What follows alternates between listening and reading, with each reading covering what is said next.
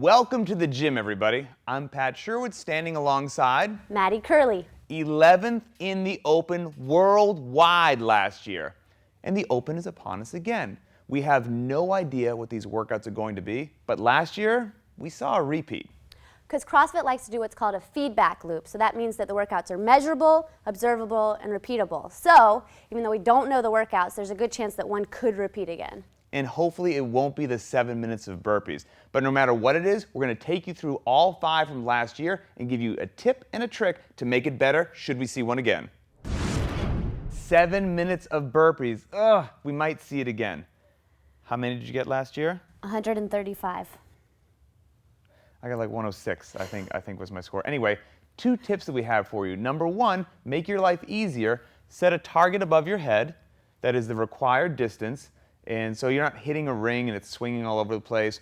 We've got a cool little studio thing here, but people do this with yoga mats, over pull-up bars, stacked boxes. You can make this happen. The second thing, set yourself a pace using a free downloaded metronome here for your phone.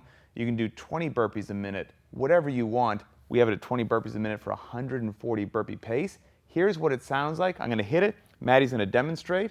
Here we go.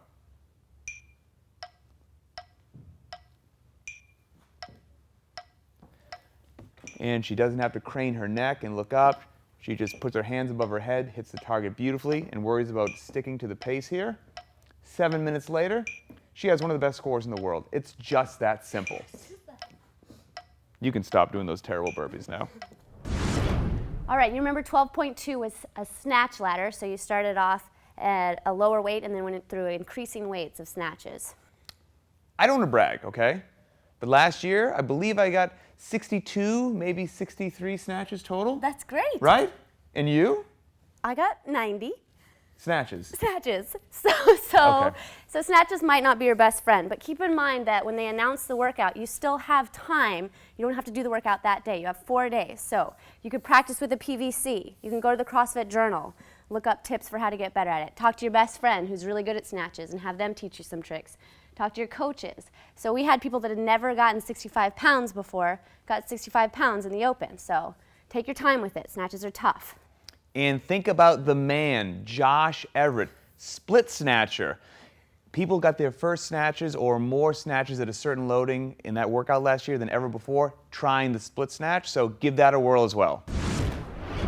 All right, we're at 12.3, which was the 18-minute AMRAP of 15 box jumps, 12 push press, and 9 toes to bar. So we heard a crazy stat that if you drop the bar, you actually lose 6 to 8 seconds every time you put it down. So we wanted to test that theory out. So you're going to see 4 push presses unbroken right now, and we're going to time it. And then you're going to see 2 push presses, drop the bar, 2 push presses again, and we'll show you the difference in the time. All right, Pat, go ahead. Rack it first, and 3, 2, 1, go. 4.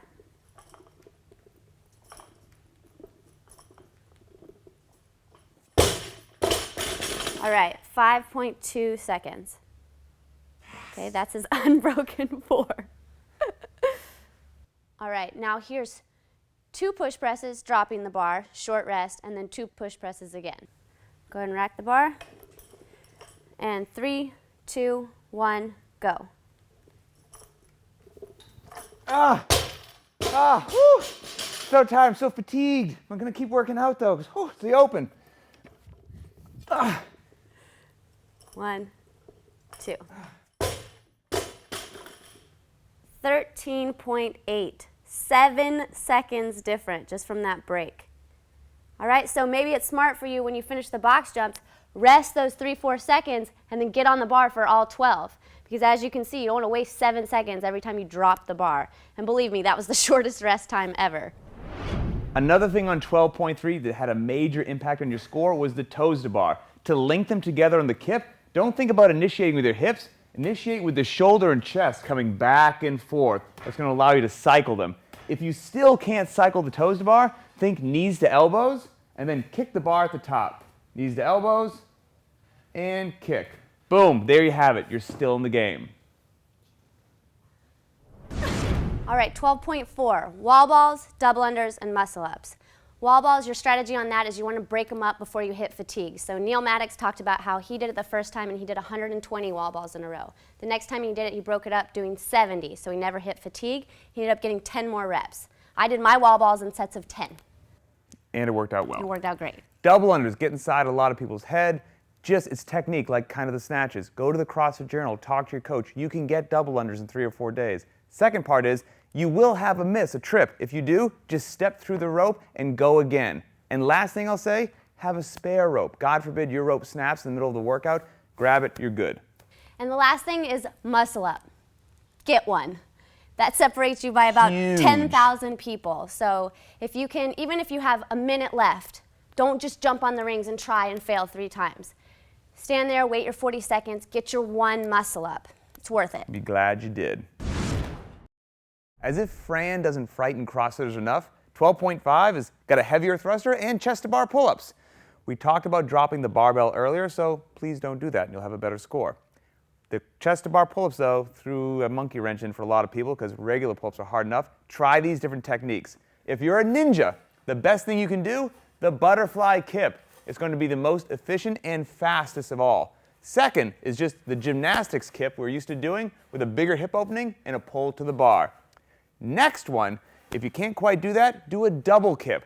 She does a regular gymnastics hip, fires the hip again, gets her chest to the bar. And lastly, get some more musculature involved. Mix the grip, get a little bicep going, and you can still double kip or do whatever you want with that. Hop on down. Who knows if we'll see one of these workouts repeat, but if we do, you guys have some tools for better performance. Good luck in the open. When we come back, more from the CrossFit Games Update Show.